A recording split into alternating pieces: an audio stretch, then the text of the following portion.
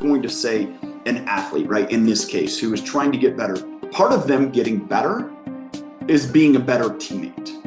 Okay, if you're a wrestler, if you're a swimmer, if you're a tennis player, you're playing individual sport, guess what?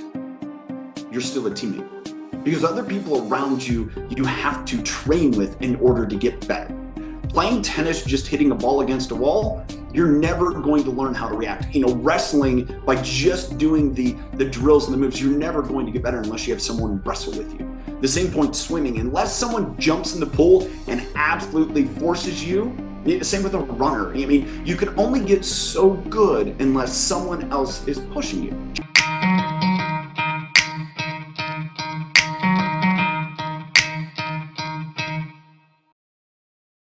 Thank you for tuning in. Thank you for listening. I am your host and coach, Tyler Johnson. Whether you've tuned in to elevate your mindset, your game, or just your day, you are in the right place. My guest this episode's mission in the world is to help men and women embrace their insecurities and their strengths to ultimately become impact-driven leaders in their own industries. He gets excited, and you'll hear it in this episode, about helping leaders in all industries boost their teams to the next level. He is also the host of his podcast, the Impact-Driven Leader Podcast. Welcome to the Elev8 Podcast, Tyler Dickerhoof.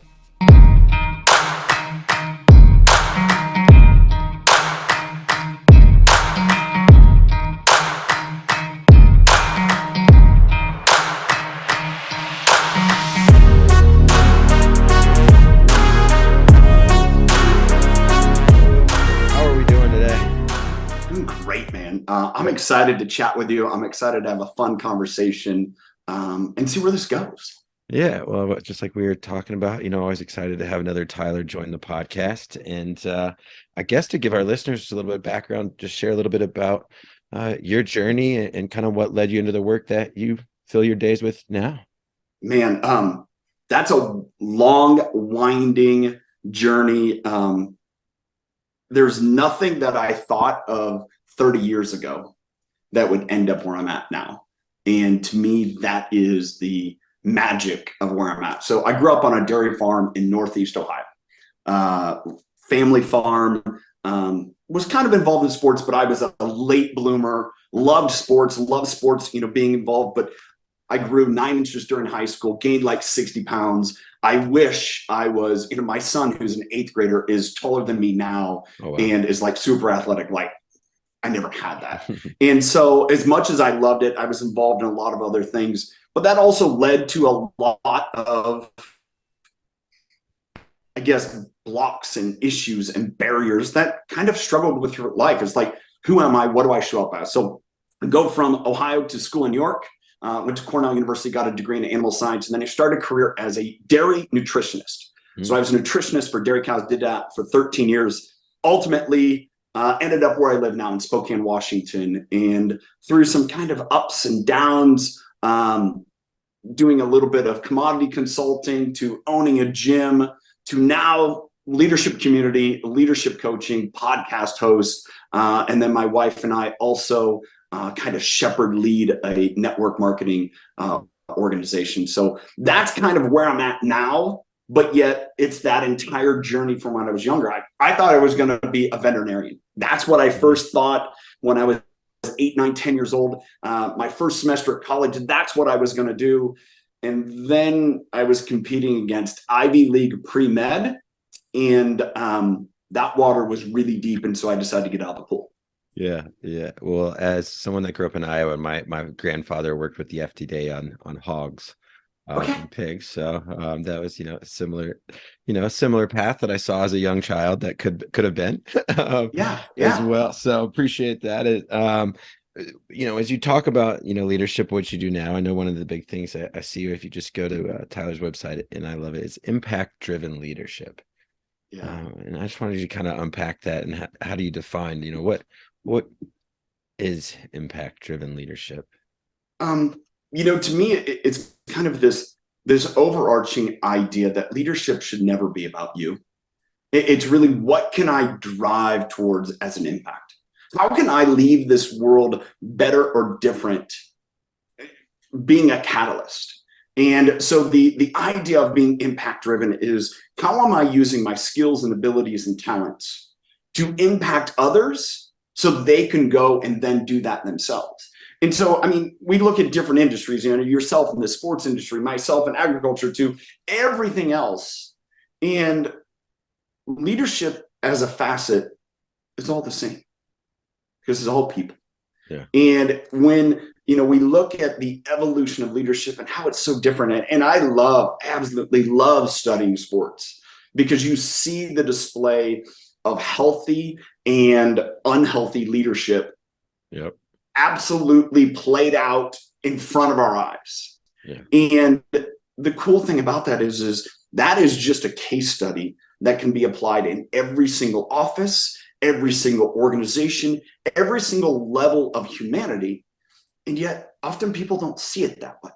Right. And it's fun to, you know, again, pick and piece and put that together. And so the idea coming back impact driven is to say, how can I empower and support and help come alongside other leaders? And really there's an element of my purpose is to help other leaders get healthy too. Yeah. Because I had to get healthy as a leader. I had to get healthy as a person to really start making an impact.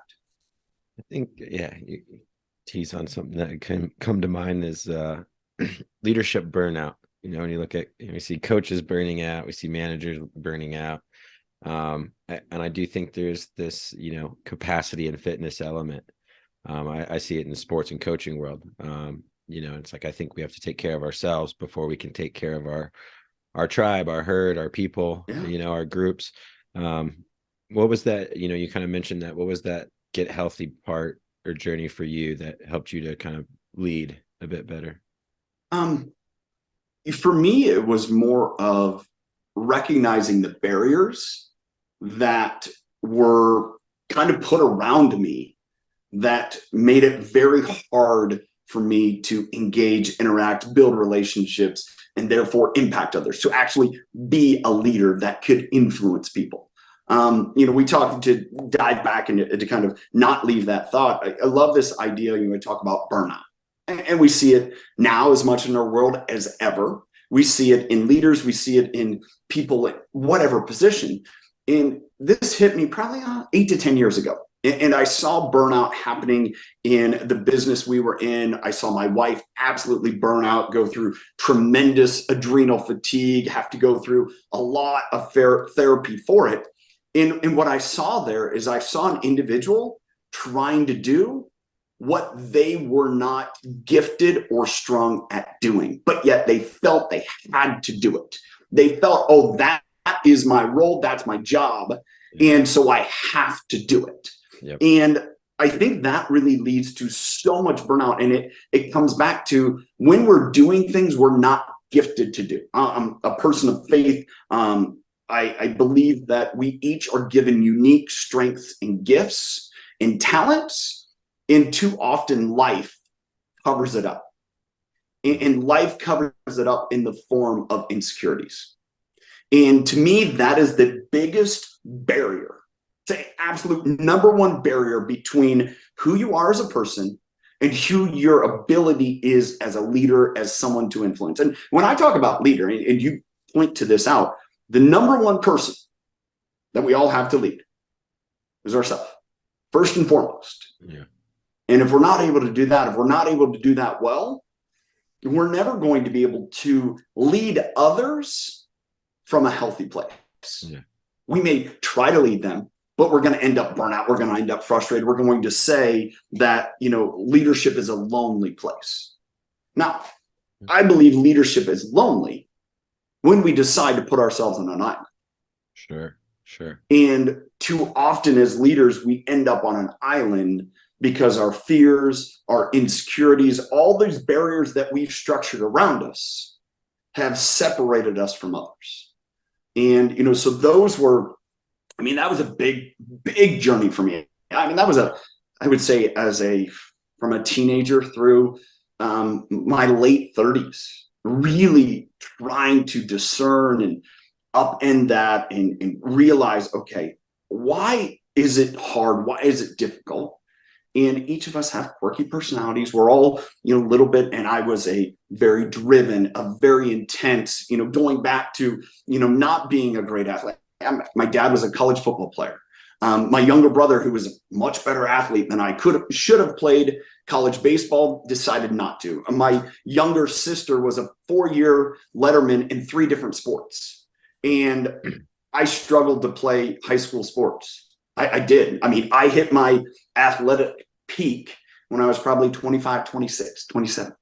Yeah. And because of that, a lot of my worth, what am I worth? What can I do? How am I valuable to others? Was always challenged and questioned because I wasn't picked. I wasn't someone people sought out to be around. A part of that I did on my own.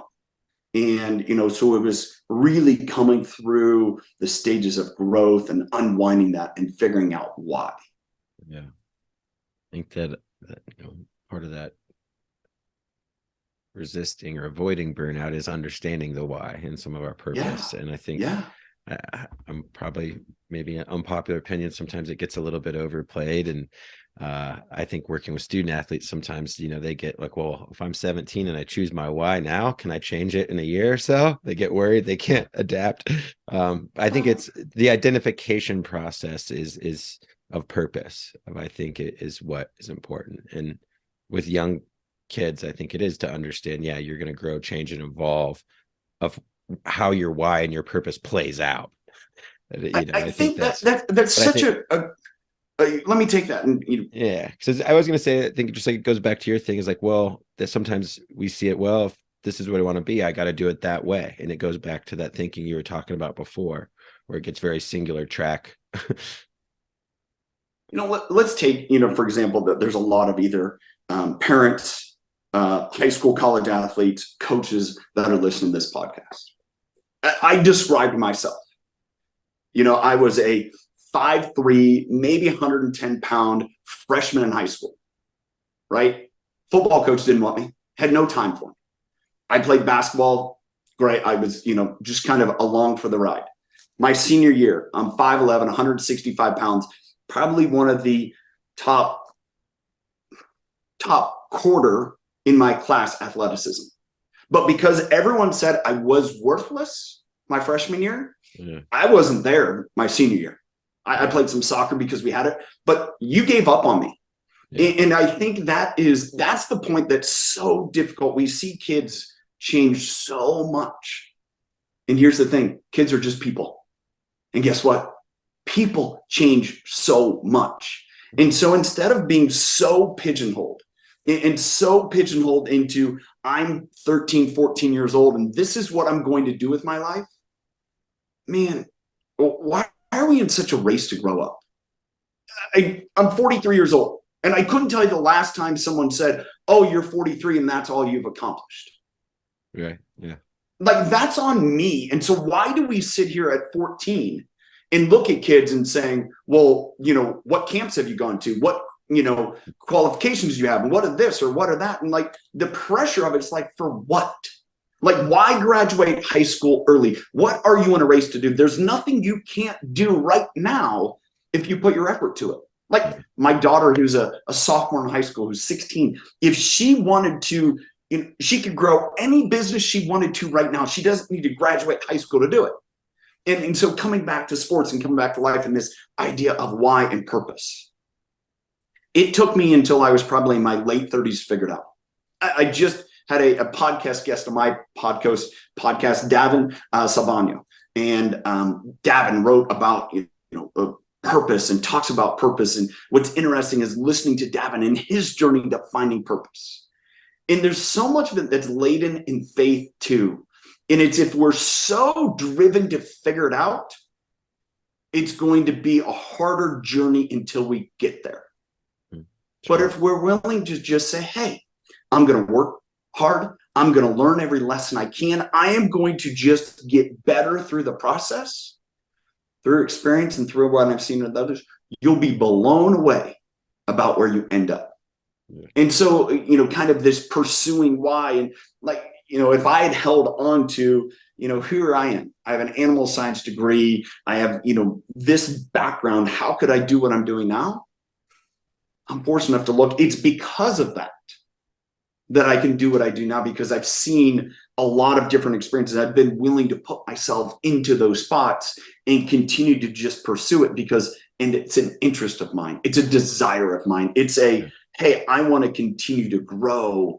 And my personal, I guess, mantra, which some others share, is my desire is to be better today than I was yesterday, working with every intention and effort to be better tomorrow than I am today. That's my number one goal. That's it.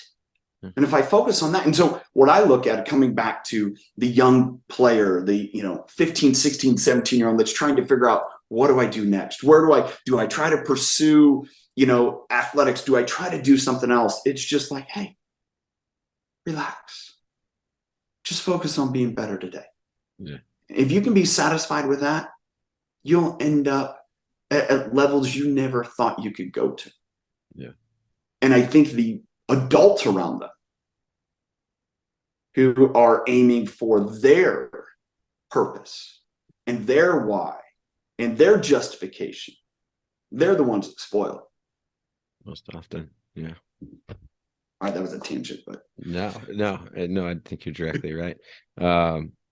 So one of the ideas I had journaled recently, and I think it's just, the idea of personal development, I think that's one of the things I admire about you is, we're going to come back to another topic that you made me think of in your tangent there. But the thing I had written down, and I think something I'd shared with a couple athletes, was that you're either focusing on your personal development or kind of this unintended personal destruction often seems to kind of creep in and take over. And I think maybe it's just where you're focusing your attention with an intention or without them. But when I say that to you, you're either kind of personally developing or you're personally kind of destructing. What kind of thoughts come up? I think we've all felt both ends at certain times. Yeah. Well, so I think the way to get there is something that I share with a lot of leaders. And, I've kind of touched on a little bit. And it's identifying, I believe there's every person leader has, and it's centered around leadership, but I'm going to say an athlete, right? In this case, who is trying to get better. Part of them getting better is being a better teammate. Okay, if you're a wrestler, if you're a swimmer, if you're a tennis player, you're playing individual sport, guess what? You're still a teammate. Because other people around you, you have to train with in order to get better. Playing tennis, just hitting a ball against a wall, you're never going to learn how to react. Wrestling, by just doing the drills and the moves, you're never going to get better unless you have someone wrestle with you. The same point swimming, unless someone jumps in the pool and absolutely forces you, same with a runner. You can only get so good unless someone else is pushing you, challenging you, reacting to. And so the idea here, I think, centers the barriers of leadership. I mentioned one of them, insecurity. That affected me because, what value do I have? The next one, which kind of gets to the point you're saying, is inactivity. Meaning, am I, to put it in an athlete or maybe a coach looking at it to say, hey, I just, we got a winning record. I'll just keep doing the same thing. I don't, or, hey, we have a winning record. I don't want to challenge the boat. I've heard you share this. You had a coach thankfully tell you, it's like, hey, you're a number one guy right now, but you're going to have to work your butt off to stay there because I'm going to bring someone else to make the team better. And so if you choose to, I'm the guy, I just do it. I've been there in life, that inactivity where I'll just kind of coast along. The other one that happens is insensitivity. As a leader, we see this where it's like, whatever you're dealing with, I don't care. This is the job he's done. Just figure it out and do it. As an athlete, if we're looking at that from our teammates' perspective, saying, you know what? I did the work. Why aren't you doing the work?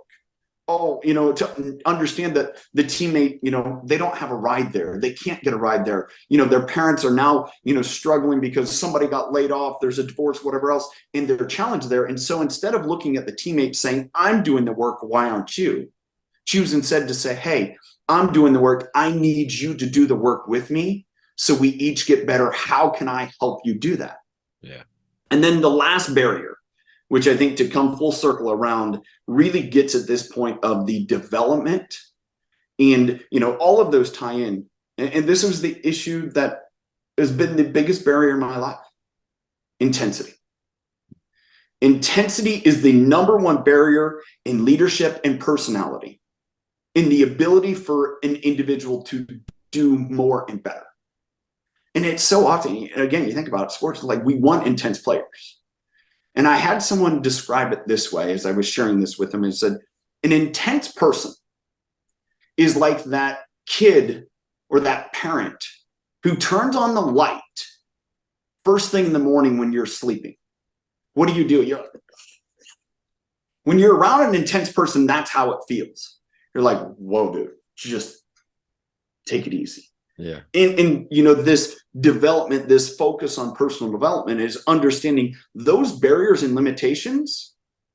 Hey, I can grind. There's a great book, maybe you've heard of it, you've probably read it, called The Twin Thieves by Lucas Jaden and Steve Jones. Phenomenal book. Yep. And in there, they talk about, the individual who's always at the gym. He's always working out. He's putting in the work. He's doing all the reps. He's getting better himself. And the story goes along. It's like, okay, that's fine. But you're not helping him. You're not making the team better because you're in here alone. You're not bringing anyone with you.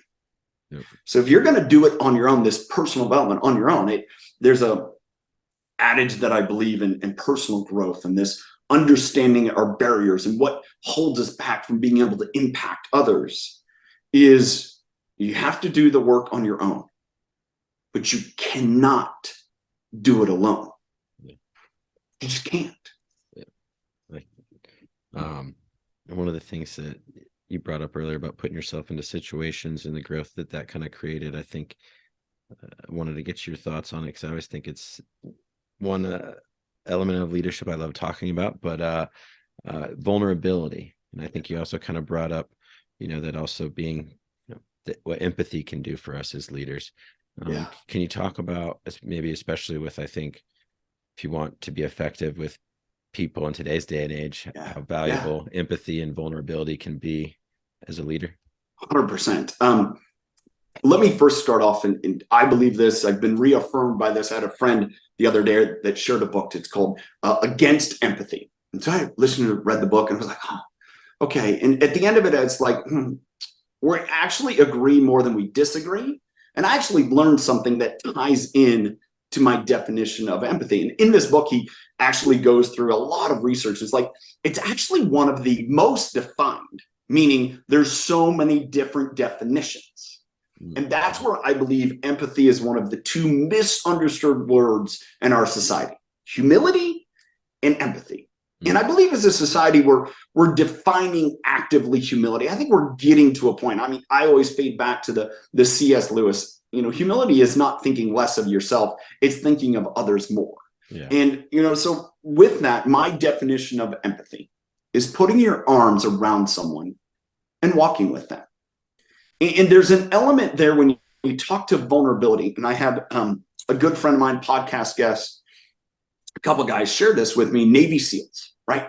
And probably one of the pinnacle teams, when you think about what they do, is it's kind of life or death, right? Really? Bluntly, it's life or death. Mm-hmm.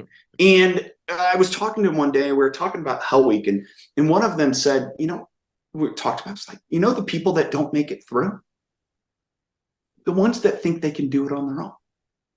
The guys that sit there, the women that sit there in the surf, right? If you've ever been to Coronado, if you've ever gone in that water, it's cold and this water is just beating on you, and you're just wet and you're cold and you're there. I'm going to do it on my own. And they're like, those all leave. You can't. It's the ones that open their arms, link arms with the others. Those are the ones that survive. And as I thought about that, and I thought about this idea again, empathy, putting your arm around someone and walking with them. Well, in order to be empathetic, you know what you have to be? Vulnerable. Vulnerable is throwing your hands in the air, saying, I don't have all the answers. I don't know it. Why do I wear black shirts? You might be able to see the camera. I got sweaty pits. All right, it happens. But I can throw my arms in the air and say, like, yeah, that's what I got. Deal with it. Like, if you surrender, you throw your arms in the air. But the only way to be empathetic, the only way to actually move forward is to be vulnerable enough. Put your arm to this side. This is who I am. This is what I got. These are my fallibilities. This is my limitation in life. In the acceptance of our insecurities and our fears, not as someone's going to use it against us, but this is one of the things I've learned. Yeah. The moment you share your vulnerability, it's out in the open. It's no longer something someone can use against you because you go ahead, try it. I already know it's coming. So the vulnerability is no longer there. So as empathetic, when you put your arm around someone, you're making yourself vulnerable. But that's the only way to walk with someone. Yeah. And here's the other piece to that. Empathy only works in proximity. And this is what I learned from that book that I read, Against Empathy, is I can sit here and I could, we can think about all the different things that happen in our world and say, oh, I feel for that, right? There's a mass tragedy. There's an earthquake somewhere in the world. There's flooding. There's whatever. Those things happen in our life. We can feel for that. But if we empathize about that, we're not solving the problem. As a coach, we can sit there and we can say, oh, yeah, you know what? Brad's got a problem. But until you actually go up to Brad, and as a coach, you're willing to put your arm around them and walk with them, there is no empathy. There is no, oh, this guy cares. It's just kind of like, solve your problem. Yeah. And getting back to that insensitivity. So it's got to be proximal. It has to be where you put your arm around them and say, hey, you have a place here. You're important to what we're doing. You're important to me. How can I walk with you to make sure that we can accomplish what we collectively as a group want to accomplish, but more importantly, are allowing you to grow and develop and get where you want to go. And if it's not here, that's okay. If we continue to walk forward, you're going to go somewhere that benefits us all. Because if we grow together, we're going to end up somewhere. Sometimes together, sometimes not, but we're going to get there. Yeah. What did you say the name was of the book? Yeah, Against Empathy.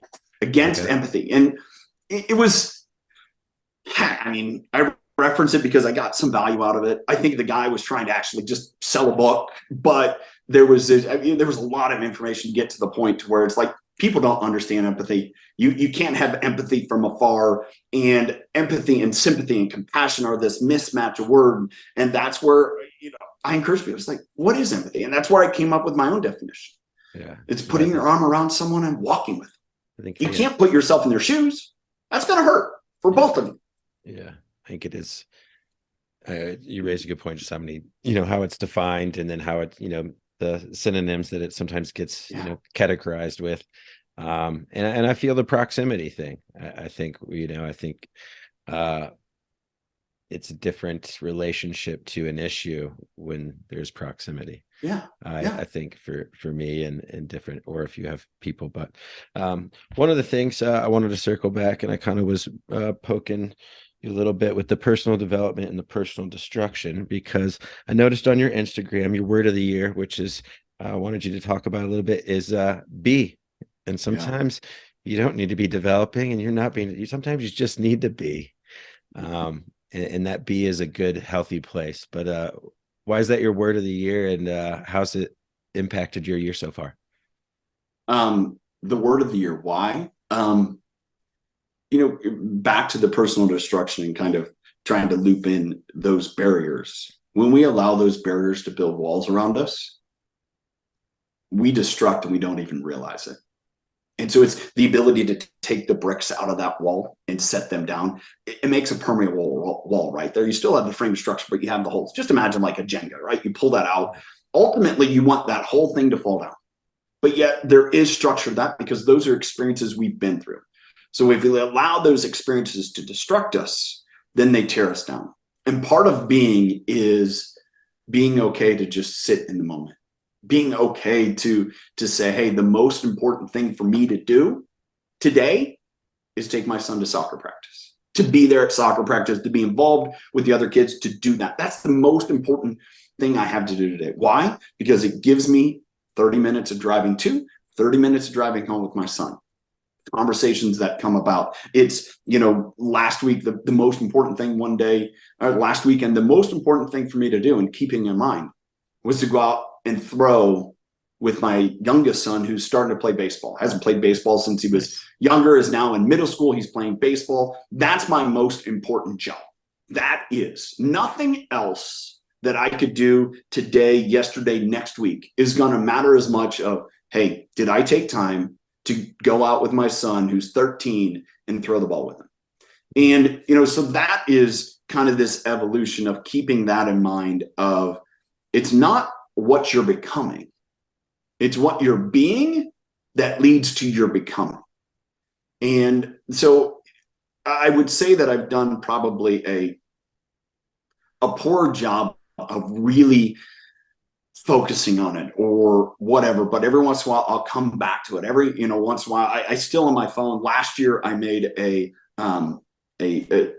wallpaper for my word of the year. It's endure, was last year. It's still there because it's part of it. I was talking about this. I need to make something different to focus on B, but I'm grateful that you brought it up and asked, because that forces me to say, hey, okay, yeah. Am I doing the things? Part of another B is the routine of what I get up and do every morning. I get up, have my kind of morning routine from a health nutrition point of view, and then I go read. I spend my morning routine. By the time I get up, I read and I work out, sometimes 2.5 hours. That's before my day starts, really. Right. But if it wasn't for that stuff, man, the day becomes frantic. The day becomes like this race, instead of thinking, oh, who am I showing up as? What's more important that I could refocus and say, all right, did I learn today? Did I become better today? Am I focusing on it? Am I being? I think you just said it. I think I find my morning times very valuable to do some of the same behaviors. Yeah. And, I've had the conversation with other friends that some of them hadn't had children, and then they did have children, and they're like, oh, I get why you do that morning stuff.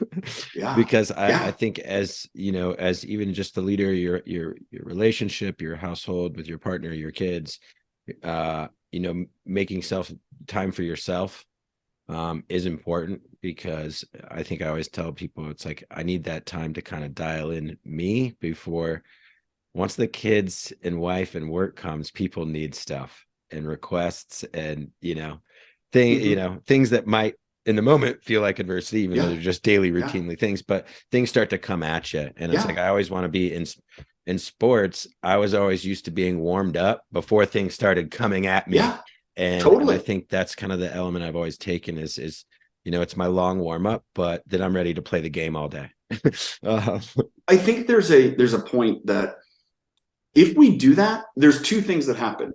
You actually, when you put that focus on, you're going to grow. In thinking of, oh, when I'll get to it, I'll do it. It doesn't happen. You have to be intentional there. But the idea of getting your mind right before the day comes at you, because the day is going to come at you. And some days it's difficult to get that time. The day's going to come at you. But if you prepare yourself, if you're working on that mental health, that mental focus, hey, this is what's important to me, and I'm putting things into my body. Sometimes there's a struggle to make sure, all right, I don't hop on social media. Oh, I don't hop on scrolling through, Google News or whatever, see the highlights of the day. That's real. But yet I also know that I do have some set aside things, some I guess, organized, structured pieces of my day that I'm going to get to. And the more I can direct myself there, man, it's so much more gratifying. And it brings on the rest of the day at a little easier pace. I'm a little bit more tuned in to say, okay, I can be of value to myself and others because I put in that time. Yeah. Well, I think the last question as we kind of wrap up, I think that over my time, I think it's, you talked about intensity, and I think, us as leader, we can only be intense for so long, right? We need to recover, rest. But I think the other thing that I've kind of focused on too is intensity does help drive and increase our capacity, which I think, kind of to me is a longer framework of a time. But, when you think of that, what other things can help a leader create? I think you kind of touched on it earlier, having the ability to grow and push and do more and help others do more. How can leaders help themselves create a bit more capacity? I think there's the false side of intensity is it's celebrated because it's like that's what gets things done. Sure. And the African proverb that I relate to is one goes fast, many go far. You want to go far, you have to figure out how to take people with you. Intensity was a barrier for me because I just pushed people away. It's like I was up against a traumatic experience that brought out the even in more intensity than I was in intensity. And that's how I pushed through. And I realized difficult situations in life, I just grit my teeth and I was going to push through and no one was going to stop me. But at the end of it, I look back and there was carnage. All I did was bulldoze. All I did is push people away. All I did was kind of that, again, that image of the light shining on too much. Yep. So I had to learn to be vulnerable, open my arms, and invite people to go with me. And here's what I do know, that you can have this, what we call intensity, but this passion, this excitement. And it's been labeled the most intense person in the world was Jesus. Okay. That's interesting because he was also very inviting. He had a hard line. He was driven, but he was extremely inviting. He said, come with me. Come with me. Be with me. And I think that's the difference of understanding is like the only way that you and I can do more is if we invite more people to go with us. For sure. Even still, if we choose to say, hey, we're going to push to do more and no one else is with us, what does it matter?